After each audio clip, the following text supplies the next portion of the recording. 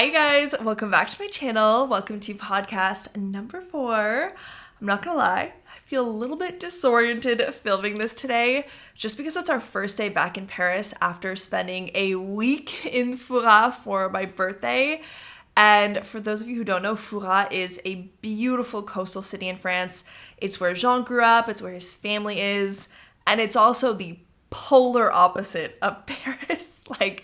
Paris is a great, energetic, vibrant, hustling and bustling city. There's always so much to do, so many people to see. But it's also, a lot of people, a lot of noise, a lot of population. It's crazy, you could say. And then you have Fouras, which is right beside the ocean. You have beaches and swimming and a very small population, not a lot of cars, not a lot of noise. I mean, the only sound you hear throughout the day really is like the rustling of leaves in the trees. So very different, very shocking to be back in Paris. But we did have a really good week, although we did not have great weather. This was the first time that I've been to Fouras and it wasn't great weather. And actually, this was the first time in my 29 years of life that there was rain on my birthday, okay? As a June baby, I'm so used to my birthday being sunny and warm and happy and going to the water park and having a picnic. And this year it was like gray skies and rain. So that was a bit unfortunate. But we still had a good time. And it was actually so funny because when I was packing for Fouras, I had no idea what the weather was going to be like. Because even if it says something like 19 or 20 degrees, if you're in the sun and on the beach, that 20 feels like 30. But if it's raining and windy, that 20 feels like 5. So I packed for a spectrum of weather. I brought 3 pairs of pants, 3 pairs of sandals, 2 pairs of sneakers, 5 bathing suits, 7 dresses. Do you know how many times I wore a dress? Once. Do you know how many times I wore a bathing suit? Once. So pretty much all of the clothes I brought did not get worn. And that's also why I'm late on the podcast, because I wanted to film the podcast in Fouras. I thought it'd be so fun to show you guys, for once, something different than just my Paris apartment.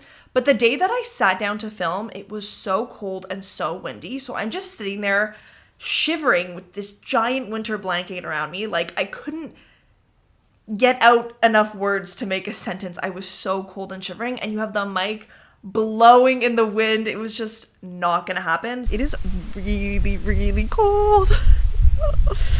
I'm literally sitting out here in wool slippers, wool socks, pants, sweaters. So that was a fail. I wasn't able to film the podcast, but I still thought that I could tell you about our week, our vacation, and my birthday as well that we spent in Fouras. When we first got to Fouras, we were kind of alone in the house because Jean's parents were also on vacation. So the first couple days it was just Jean and I, and so Jean's parents weren't there for my actual birthday, but they were so cute. I walked into the house and they had this huge happy birthday banner hanging. His mom had set up these sort of paper balloony ball kind of things hanging from the ceiling of all these different colors. And then on the table, she had a gift for me and flowers laid out. It was so sweet. And I actually thought I could show you what she got me because it was just so thoughtful. The first gift that I opened was this. She heard me talk about this actually in one of my videos. If you guys have been watching our apartment transformation series, which is on my main channel, I talked about wanting to get the Toronto skyline to put on our gallery wall. So she got it for us. And it's black for now, but I do want to spray paint it pink. Anyways, I just love that there's a little part of my hometown from where I'm from that we'll have in the apartment. You have like the CN Tower, the Sky Dome. I don't know. It's very cute. It was very, very thoughtful. And then the other gift she got me, she handmade me these 2 gifts. Jean's mom is a wizard with a sewing machine. She is so incredibly talented. It's honestly unbelievable that it's not her actual profession. That's how talented she is. But yeah, this is the first thing that she made. And it's actually something that I really needed. It's a travel case for jewelry. And like, look at the details, okay? The ribbons here to attach bracelets and necklaces, little pouch for earrings, pouch down here. It's just like so well made. And and there's also this detachable ring holder part of it. It's honestly perfect. And I was telling her when I opened everything that at the moment, like when I went to Fouras, my jewelry was being stored in a plastic bag. So this was much needed. And then the other thing she made me, which again was just so thoughtful, because she was watching our apartment transformation video, I guess. And if you, maybe, I think it was the first or second one, when we were starting with the room, Jean's side of the bed is the only side with a night table, so he can put his glasses, his phone, his book, all that. I don't have a night table on my side, so I don't sleep with like my book or my phone or anything beside me, which is kind of annoying, but there isn't space to put a night table or a shelf or anything.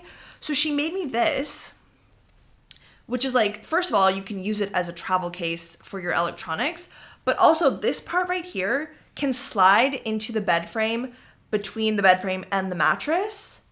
And here you can put books and your phone and whatever else you want before bed or for bed. And yeah, I just thought that was so thoughtful and something that I genuinely need. So yeah, we also have this from Jean's mom. She's so talented and so thoughtful. And like, her thoughtfulness didn't stop there. To give you guys another example, she went out of her way also to stock the fridge with all the things we need. For example, I am a coffee drinker, but no one in Jean's family drinks coffee. So she made sure that I had my favorite coffee, that I had cream for my coffee. It was just like so beyond thoughtful, you know? And then there was this other thing, but the best ice cream shop in Fouras. It's just delicious, artisanal, locally made ice cream. Is normally open all summer, but it was closed for 1 week so that they can take their vacations, which obviously is, you know, they should do that. But the one time they're closed was the entire week that we're in Fouras. We could not believe our luck that when we got there, they were going to be closed truly for the entire time. And so what Jean's mom did is she went in advance. She asked them to, if they could make her like tubs of ice cream, which they did, of course. And she put our favorite flavors of ice cream from the shop in the freezer for us so that we could still have their ice cream even if it was closed. And I was like, that's so sweet. It was just so thoughtful and so kind. And I'll never be able to express how grateful I am for Jean and his family. They're just the kindest, most welcoming people. And as you guys know, I don't have my family in France. I really value having that. I appreciate having that. And yeah, it was really nice.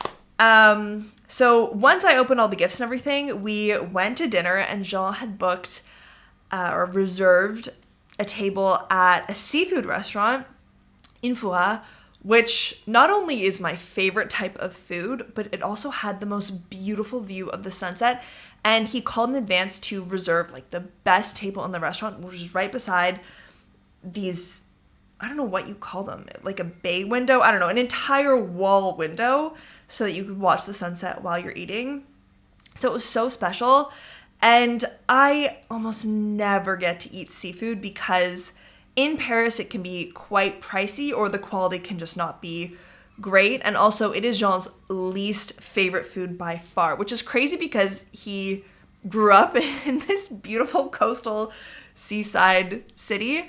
But yeah, he hates seafood, so we don't really go out and eat that kind of cuisine. But for my birthday, he just booked the best seafood restaurant. I had this huge boat of seafood. I couldn't stop telling him through dinner, I'm having the best time of my life. This is amazing. You're amazing. Thank you so much. I was just so happy. And okay, something funny happened at the restaurant, and I'll tell you guys, because I think it is such a reflection of the difference in culture between North American culture and French or European culture when it comes to being excited about occasions, whether it's a birthday or an anniversary or Valentine's Day, like whatever it is, North Americans are always more enthusiastic about celebrating these types of events. And so when it was Jean's birthday 2 years ago, I think we were like a week into dating. We were not dating that long, but I organized a little dinner for us with some of our friends, and we went out to eat at this bistro in Paris where they had Jean's favorite dish, which is a confit de canard. And I brought candles to the restaurant. I told the server in advance that for dessert, don't even ask. Like, he would love this dessert if you could just bring it out with the candles. And they were so happy to do that for us, and Jean was so surprised. It was really nice. And so Jean took some inspiration from that and called the restaurant in advance and explained that it was my birthday, and he was like, should I bring candles? Do you have candles? How does it work? And they were so excited. They told him, yeah, no problem. We have candles. We have sparklers that we can put on the desserts as well. Just tell us when you get to the restaurant and we'll set it all up for you. And so he gets to the restaurant and we sit down and everything. He goes to wash his hands. And while he's, on his way to the bathroom, he speaks with the server and tells them that he's already looked at the dessert menu. He knows what he wants. He knows that I would like a profiterole, which is one of my favorite desserts to order at the restaurant, and that no need to even take our dessert order. Just, if they could, when they clear the dinner dishes, bring out the profiterole with the candles. And so for him, it was very clear, right? And so we finish dinner and everything. They take the dishes away, and then the waitress comes back with the dessert menu. And I had eaten so much. I was really full, and I wasn't really craving something sweet. So I was like, oh, it's all good. Like, I don't need dessert. Do you want dessert, Jean? Like, order what you want, but I'm okay. And he kind of hesitated. He was like, oh, no, I don't want dessert. It's okay. And the server, I thought it was so weird. She looks back at Jean and emphasizes, you don't want dessert? You don't want dessert? Like, are you sure you don't want dessert? And Jean was like, yeah, we don't want dessert. And like, I didn't know what was going on, but it definitely felt awkward. And so we're sitting at the table the way you do in a restaurant in France. You don't leave right away after eating. You continue, you have your table water, you might have a glass of wine, and you don't feel rushed to leave the restaurant. But after 10, 15 minutes, I was like, okay, well, let's go home. And Jean was nervously looking at the waitress, and I knew immediately. I was like, oh, okay, you've asked them to bring out a dessert. Okay, well, wait. But they weren't bringing out the dessert. And Jean, and now me as well, we're looking at the waitress like, it's been 20 minutes. We're ready to leave or have dessert, but we don't know what's going on. We don't know if we should leave or if we should ask you or something. And then the waitress comes over to us and she's like, oh my, it was so awkward. She said, Mr. and Mrs., I see you looking at us. Is there something I can help you with? In a way that was kind of aggressive. And I don't remember if we both burst out laughing because we were so awkward, but we just told her, oh no, it's all good. We'll just get the bill and pay and head out. And as we were walking up, I told Jean that I'm just going to tell her what we're thinking because it's such an awkward situation. And I really did not appreciate her coming to the table and being so aggressive like that when I knew that Jean had called in advance and asked her in advance and everything. And I explained to her that my boyfriend had called in advance and told the server, that it was my birthday. He wanted to have a dessert brought out with candles, and he thought everything was all good. But it's all good. We don't need dessert. That's just where the confusion was. And she was stunned. She told us that she was waiting for me to ask for my dessert with candles. And I was like, why would the birthday girl? I mean, maybe it's just me, but I would never on my birthday go to the server and be like, it's my birthday. I want candles on my dessert. And I don't know. Maybe that's weird. But yeah, Jean had really wanted to be the surprise and with the candles and everything. And yeah, it just did not go as planned. So I didn't get to blow out. Well, I did. We did have some candles when we got back to the apartment. But I didn't have like a cake or anything for my birthday, which was definitely different. But Jean tried his best. Next year, I was like, Jean, be very explicit with them. Just tell them it's, I guess I don't know. I don't, honestly, I don't know what happened, but it was definitely awkward. So yeah, once we had dinner, we went home. And as we're biking home, Jean is insistent that I call my parents. Like, you said you would call your parents. We need to get home so you can call your parents. I was like, chill, it's all good. Like, my parents, because of the 6-hour time difference, they will be awake all night. There's no urgency here. But he wanted me to call them so bad because Jean and my parents had also organized a gift for me. They got me this beautiful Garmin fitness watch. And not just that, but Jean was also very forward thinking and picked out that's not a great way to show it. These suede bands. I guess I've already done, but you can switch out the bands really easily. So yeah, the suede ones to dress it up, and then the plastic cream band for just working out and stuff. And I had been talking about getting a fitness watch for quite some time because, as you guys know, I'm on my whole fitness journey, and I really wanted something to help me better track my calories, better track my steps, and also better track my sleep patterns. And so I was really thinking about getting an Apple Watch. But what I really appreciate about this gift is that I didn't know a lot about smartwatches. I just assumed Apple Watch was going to be the right fit for me because I have an iPhone and a MacBook. So I guess that's what I thought made the most sense. But Jean did all of the research. My brother helped him. Jean asked my best friend as well what she thought. And so in the end, they ended up getting me the Garmin smartwatch because it has a built-in GPS, which the first few levels of the Apple Watch don't have. You need your phone to have the GPS. This also, the battery life of this, Jean and my brother were talking about how the battery life is much better. The Apple Watch you have to charge every single night. This one you charge maximum once a week. I haven't even charged it since I got it like a week ago. So yeah, I thought it was so cute how Jean and my parents organized this gift, and Jean was telling me, he was so happy. He was like, I feel like I'm best friends with your parents now. We spent the past couple months talking. I was like, okay, that's cute. And also, my mom sent me this card as well in the mail that Jean fished out of our mailbox so that I wouldn't know. And actually the day of my birthday, I turned to Jean, I was like, oh man, my mom didn't send me a card like she normally does. And little did I know I would get that card a couple hours later. Yeah, I thought that was so sweet. Very sweet of my parents and Jean to do that for me. And yeah, so that was my birthday. It was really nice, thoughtful all around. I don't know. Again, it's just like, I say this all the time, but I'm really lucky to have the family that I do, to have the boyfriend, the partner that I do, and I don't know. It was really sweet. It was really sweet.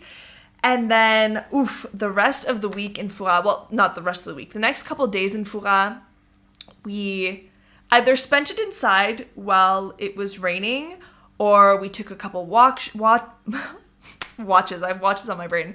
We took a couple walks. We also drove to an island called the Île d'Oléron, which, because it's not peak tour season yet in the Charente-Maritime, which is the region where Fouras is, there was not a lot of people. There were not a lot of tourists. You guys will see in the video that I have coming. But there were all of these beautiful beaches that we saw on the Île d'Oléron that were empty.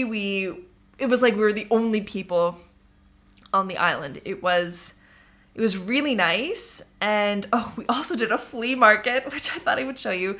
I'm a sucker for French flea markets. I think it's just so interesting because when you go to a garage sale or a flea market in another country, you get to see artifacts from another culture, things, I don't know, like older,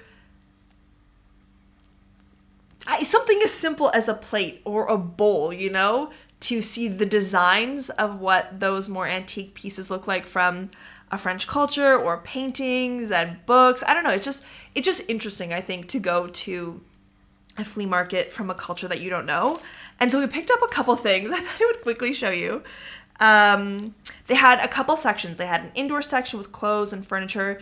Then they had an outdoor section, which was just tables lined with dishware and random household items. And so in the outdoor section, we picked up this clock, which I want to put on our gallery wall. I'm going to sand it and either stain it or paint it. I haven't decided yet.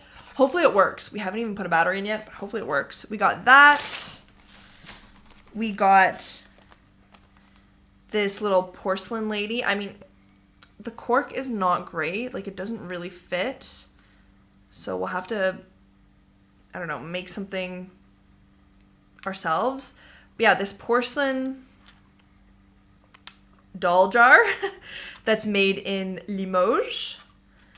And then we also got this basket, which I thought was so cute. I don't know what I'm going to put in here or what we're going to use this for, but it was so cute. And these 3 items combined, guess how much they cost? €1. €1. It's like, how could you not? And then we went inside and we didn't really get much because it took me 2 hours to go through the outdoor portion. And, you know, Jean likes to go to these where are my words? It's not a garage sale. These flea market type things because he knows I love them. But, you know, I also understand that he probably doesn't want to spend 4 hours. So yeah, by the time we were done with the outdoor portion, it had already been 2 hours. So I just kind of breezed through the indoors portion of the flea market. And we just got these napkins. Jean is a big napkin user. I can't say, I mean, maybe that's not unusual, but I just like have never used napkins really while I was eating, but Jean does. And we don't really like to use paper towels. So we wanted to stock up on some more cloth napkins. And so they're each sets of 2 and they were €1 each. And we also found this Christmas stocking. If you guys watched my Vlogmas, you would know how challenging it was for me to find stockings last year. And we found 2 at the thrift store. They weren't the greatest, or one of them was definitely like smaller and less cute than the other. So I thought it'd be nice to get this one, which is a little bit bigger, and also it's green, which is Jean's favorite color. So yeah, that was our little thrift shop adventure. And oh my gosh, aside from that, we did lots of barbecues. We did some bowling. We did some mini golf under the pouring rain. We literally got to the mini golf with our giant umbrella. And we're like, for 2, please. And the lady thought we were crazy. She was like, are you sure you want to do this? Because we're open tomorrow if you want to wait and you don't want to be under the rain. But it was our last day. And so we were like, well, we have had this on our list since we got here, but what are you going to do if it's raining? So we ended up doing mini golf in the rain, bowling, what else? And just walks and stuff. I don't know. It was just relaxing. A nice relaxing vacation. And then near the end of our trip, Jean's parents came back and we, you know, did more board game nights with them and more barbecues with them.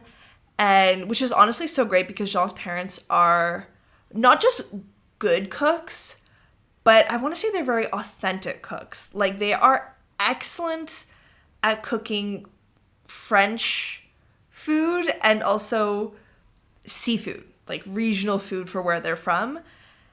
And it's so nice because I would say I'm a good cook, but I'm not a good French cook. And so whenever we go to see them or anything like that, they always make the best food. And so yeah, when they got back from vacation, we were spoiled with delicious meals. And then it was also Jean's dad's birthday. So Jean and I had planned to take them to a restaurant.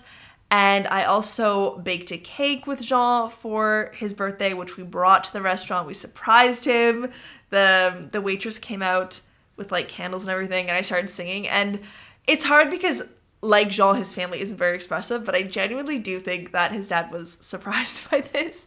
Even his mom was saying it. She was like, are you allowed to bring a cake to a restaurant? I've never seen that done. I'm like, of course you can. Like, I do this all the time. You know, you talk to the restaurant owner. Typically, they charge a fee per person for like a cake cutting fee because you're not eating their desserts. And so I don't know. It's just something normal because they don't offer birthday cakes, right, as a dessert. So it's normal if you want to bring a birthday cake. But whenever I do bring a cake, I really do this quite often. I always bring either a second cake or I make a cake big enough to leave half for the servers. Or, yeah, I bake them their own cake pops or something like... I leave something for the servers as well so they're not excluded. So, yeah, we gave the servers half the cake. And, again, it was almost thunderstorms when we went to dinner. And we picked a restaurant that was on the beach. So we were the last people in the restaurant at this point. There wasn't that many people dining. So, yeah, it was a nice little intimate birthday celebration. And for Jean's dad, actually, we had brought back, or we got maple syrup from Costco, and we also brought him a Woolrich plaid button-up as well, which I think he really liked. And then for Jean's mom, we ended up bringing her a bottle of wine from, it's called Fancy Farm Girl. I don't know if that's the name of the winery, but it's a winery in Ontario that we brought back first. So yeah. Whoa, I feel like I've been talking forever about 1 week of a vacation, but that's essentially how it went. I'm so excited for you guys to see the video that I have, because it's one thing to hear about it, but to see the vibrant colors and see what Fouras looks like and just the experience, I think, is a whole other story. I think that's all. I did make a small list of things to talk about. Yeah, okay, that's pretty much everything. I did have a small line in here as well talking about the challenges for me in terms of my whole weight loss journey, which again is a series on my main channel.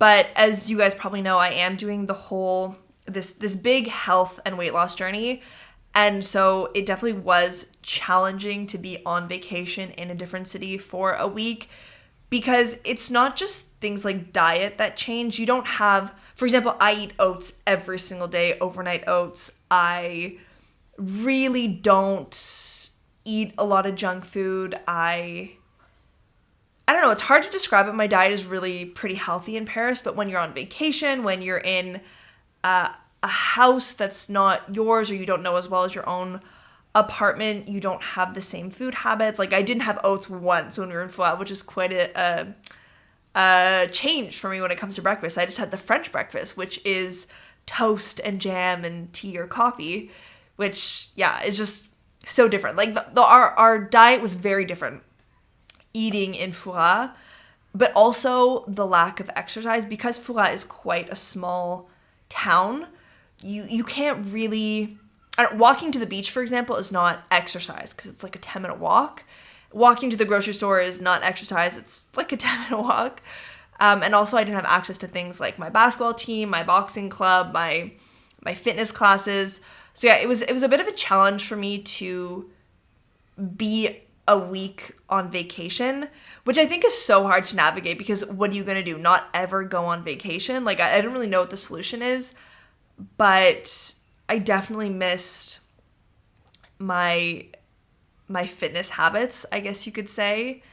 And it's actually interesting because today is my first workout back, since our trip. So it'll be interesting to see how my cardio holds up, knowing that we did almost no physical activity during this trip. So we'll see. But yeah, I did find that a little bit challenging. And then the last topic that I wanted to talk about, which is definitely less lighthearted than our vacation to Fouras, are the upcoming elections in France. Essentially what happened is a couple weeks ago during the European Parliament elections, the extreme right-wing party won the majority for France. This party is called the Rassemblement National, and the president of this party is named Jordan Bardella. And following this win, the French president Emmanuel Macron called for a quick, kind of surprise parliamentary election, like weeks before we're hosting the Olympics. And so there's a lot going on right now in the political sphere of France. There's a lot of protests, there's a lot of discourse. And I think what's particularly going to be interesting, especially to people who don't live in France but intend to visit France or move to France or study in France, are the results of this election, because depending on the party that wins, you will be affected. I think. I mean, like, depending on what gets put in place. And I think the topic that I wanted to talk about, because there's so much that I could say on this topic, even though I can't vote in France, I really make sure that I stay heavily educated on French politics. I do a lot of research. I don't just read news articles. I also go in and I look at what parties have voted for, and I look at how these parties have acted from the bigger cities like Paris to the smaller villages around France, to see if, from what they say, to see if what they say and their actions are actually aligned, or if they're all just talk. So yeah, I do stay very, very educated, I would say, on French politics, and I don't want to talk too much about that, because if I was going to make a video on French politics, I really would make sure that I have like a detailed script with exact sources for everything that I say and all of that. More so, what I feel conflicted about right now are, I guess, is whether or not you can dissociate people's choice of political party from who they are as a person. And I mean this on a friendship level, because what this whole election has brought to light is that I do have quite a few friends who care about me, I would say, who have invited me to their weddings and their baby showers and their housewarmings, but who vote for this extreme right-wing party, which is not only against my entire belief system, but also a party that is very vocally against immigrants. And I am an immigrant in this country. My family immigrated to Canada from Italy. It's like, to hear all of this hate for immigrants, knowing that myself and my family are immigrants, is very shocking. And I am conflicted as to whether or not I can maintain relationships with people who do vote for the extreme right-wing party that is against immigrants. And I think I'm very confused by why there's so much hatred for immigrants, because I feel like right now in the political discourse of this right-wing party, they really are using immigrants as the scapegoat for all of France's problems. They talk about the cost that immigrants cost and everything, the cost of immigrants for France. And it's something that I just have never really understood, because before you can immigrate to France, like my very first visa, you not only had to show that you could speak French, I had to show that to the university before they would accept me, to make sure that I could integrate and actually succeed in my studies, but I also had to be completely transparent with the French government about my finances. I had to have a certain amount of money saved to actually even get the visa, because they want to make sure in advance that you're not going to find yourself in a position where you need the French government to help you out financially. I believe at the time when I was applying for my student visa, it was something like $20,000 you had to show that you had saved. And I worked 3 jobs for so long to save that amount of money so that I can go and study in France. And the reason why you need to have that saved is because when you have a student visa, you can't work full time. So in order to pay for your rent and your groceries and your school, you have to have money set aside, because you can't earn money or enough money in France.